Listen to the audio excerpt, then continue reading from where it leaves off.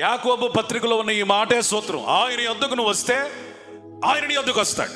ఆయనతో నువ్వు గడిపితే ఆయన నీకు తోడై ఉంటాడు. ఆయన సన్నిధిలో నువ్వు గడిపితే ఆయన సన్నిధి నీ వెంట వస్తుంది. నువ్వు ఎప్పుడైతే దేవుని సన్నిధిలో ఎక్కువగా గడుపుతూ ఉంటావో దేవుడు నిన్ను ఒక్కొక్క విషయంలో దీవించడం ప్రారంభిస్తాడు. ఆశీర్వాదం అనేది ఎక్కడెక్కడో దొరకదండి, దేవుని సన్నిధిలో నుంచే. సూక్ష్మంలో మోక్షం ఇది. Praise the lord.